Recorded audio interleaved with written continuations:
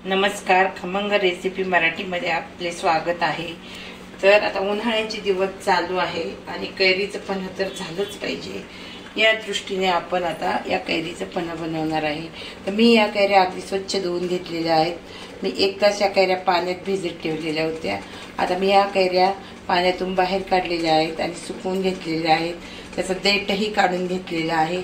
तर आता ह्या कैऱ्या आपण उकडून घेणार आहोत। त्याच्यासाठी मी इथे एक पातेलं घेतलेलं आहे आणि आता या पातेल्यामध्ये मी या कैऱ्या ठेवून घेणार आहे। आता या पातेल्यामध्ये मी कैऱ्या ठेवून घेतलेल्या आहेत। गॅसवर मी कुकर ठेवून घेतलेला आहे। आता मी गॅसवर पहिल्यांदाच कुकर ठेवून घेतलेला आहे। थोडंसं पाणी घालून घेतलेलं आहे आणि आता हे पातेलं त्याच्यामध्ये ठेवून घेत आहे आणि आता झाकण लावून आपण याच्या 4 शिट्ट्या करून घेणार। आता आपण कुकरचं झाकण लावून घेतलेलं आहे। आपण आता याच्या 4 शिट्ट्या करून घेऊया। तर आता आपल्या कुकरच्या 4 शिट्ट्या झालेल्या आहेत, ही 4थी शिट्टी आहे। तर आता मी गॅस बंद करून घेते आणि आपली नंतर आपण कैरीचा साल आणि गर काढून घेणार आहोत। तर आता आपण कुकरचं झाकण खोलून बघूया आपली कैरी थंड झाली का। तर आता आपली कैरी छान अशी उकडलेली आहे, तुम्ही पाहू शकता। तर आपण कैरीचं अशा प्रकारे साल काढून घेणार आहोत। व्यवस्थित असं आपल्याला साल काढून घ्यायचं आहे कैरीचं।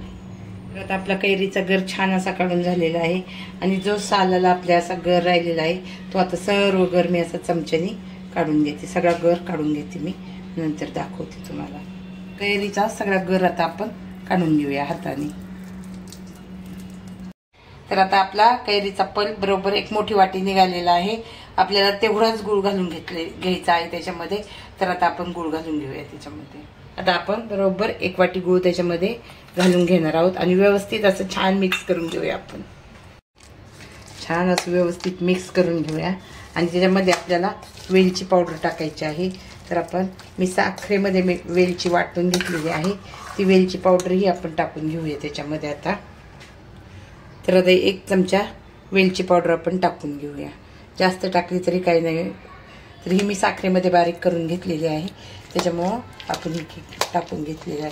आता व्यवस्थित आपल्याला स्मॅश करून घ्यायचं आहे। तर मी व्यवस्थित असं त्याला स्मॅश करून घेते। तर आता हे आपण मिक्सरच्या भांड्यामध्ये टाकून घेऊ। तर या कैऱ्या खास कोकणातील कैऱ्या आहेत, तर त्याच्यामुळे हे पन्हही अतिशय चविष्ट असं होणार आहे। तर आता मी मिक्सरच्या जारमध्ये हे टाकून घेते, आपल्याला मिक्सरमध्ये वाटून घ्यायचं। तर आता आपण थोडंसं मीठ टाकून घेऊया। कुठल्याही आंबटगोड पदार्थाला थोडंसं मीठ हे असायलाच पाहिजे, म्हणून मी थोडंसं मीठ त्याच्यामध्ये घालून घेते। मीठ घालून झालेले आहे। आता आपण मिक्सरवरती ते एकदम बारीक करून घेऊया। तर आपलं छान असं मिक्सरच्या जारमध्ये वाटून झालेलं आहे। आता आपण ते छान असं गाळणीने गाळून घेणार आहोत पन्ह। तर चला आता गाळून घेऊया। तर आता आपण हे गाळणीमध्ये ओतून घेऊया। थोडं थोडं करून छान असं आता आपण गाळून घेऊया चमचेच्या साहाय्याने। आपण त्याला असं करूया। आता सर्व पन्ह गाळून झालं की मी तुम्हाला दाखवते। हे काय अगदी पटकन होईल। आपलं पन्ह किती छान असं झालेलं आहे। आपल्या गाळणीमध्ये काहीही राहिलेलं नाहीये, एकदम छान असं। जे वेलची मी साखरेमध्ये हे केली होती त्याचा 1/2 तुकडा असा राहिलेला आहे वेलचीचा। नाहीतर आपलं पन्ह खूप छान असं गाळून झालेलं आहे। तुम्ही पाहू शकता आपलं पन्ह, तुम्हाला दाखवते मी।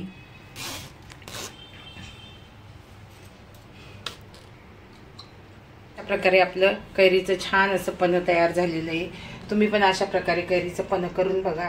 हे कैरीचं पन्ह अगदी कोकणातल्या कैऱ्या आणल्या होत्या मी आणि त्याच्यापासून हे पन्ह तयार केलेलं आहे। अगदी सोप्या पद्धतीने हे पन्ह तयार केलेलं आहे। तुम्हीही अशा प्रकारे पन्ह तयार करून बघा, अगदी चविष्ट पन्ह होतं प्यायला। कैरी ही आपल्या शरीरासाठी अतिशय थंड अशी कैरी ही असते, म्हणून कैरीचं पन्ह हे तर उन्हाळ्यात अगदी पिलंच पाहिजे। आणि आंब्यापेक्षा कैरी ही आपल्या शरीराला खूप थंडावा देते, म्हणून तर तुम्ही अवश्य हे कैरीचं पन्ह करून बघा। आणि उन्हाळ्यामध्ये तर आपल्याला कैऱ्या अगदी सहजरित्या मिळून जातात। कुठेही कैरी हा प्रकार कुठेही मिळतो उन्हाळ्यामध्ये। तर तुम्ही अशा प्रकारचं पन्ह तयार करून प्या। अशा रीतीने आपलं छान असं पन्ह तयार झालेलं आहे, तुम्ही पाहू शकता। तुम्ही गुळाचं, साखरेचं, कशाचंही पन्ह करू शकता। असं एकदम छान असं आपलं पन्ह तयार झालेलं आहे।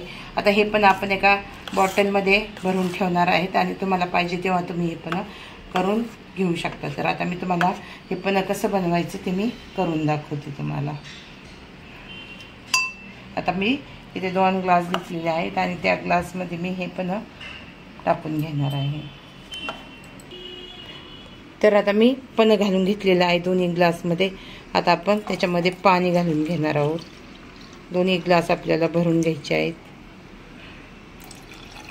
तर आता आपण ग्लासमध्ये पाणी घालून घेतलेलं आहे आणि जे आपण खाली पन्ह घातलेलं आहे ना ते पण आपण आता व्यवस्थित असं ढवळून घेणार आहोत. पाहू शकता अगदी साखरेसारखा कलर आलेला आहे. आपण गुळाचं पन्ह बनवलेलं आहे परंतु ते अगदी साखरेसारखं दिसत आहे. तर मी व्यवस्थित असं त्याला मिक्स करून घेते. नाहीतर काय होतं कैरीचं जे पन्ह बनवलं आहे ते राहील खाली आणि पाणीच नुसतं वर येईल.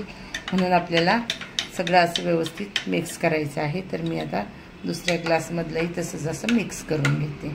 अशा रीतीने आपलं पन्ह छान असं मिक्स झालेलं आहे. तुम्ही पाहू शकता खूप छान असं मिक्स झालेलं आहे.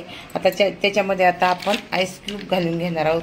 तुम्हाला वाटले तर तुम्ही घाला किंवा तुम्ही फ्रीजमधलं थंड पाणी घालत असाल तर तुम्हाला आईस क्यूब घालायची काहीही गरज नाही आहे. तर आता मी दोन्ही ग्लासमध्ये आईस क्यूब घालून घेतलेले आहेत.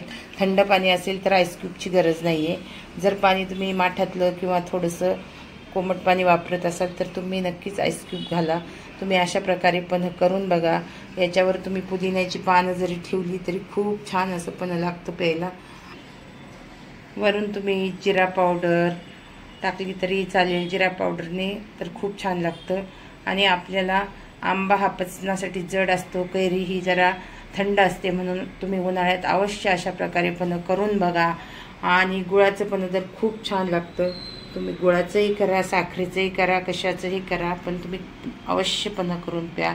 खूप छान असं हे पन्ह लागतं. आणि माझी ही पन्ह्याची रेसिपी तुम्हाला आवडली असेल तर माझ्या व्हिडिओला नक्कीच लाईक करा, शेअर करा. तुमच्या काही कमेंट असतील तर कमेंट बॉक्समध्ये लिहायला विसरू नका. व्हिडिओ पाहिल्याबद्दल धन्यवाद.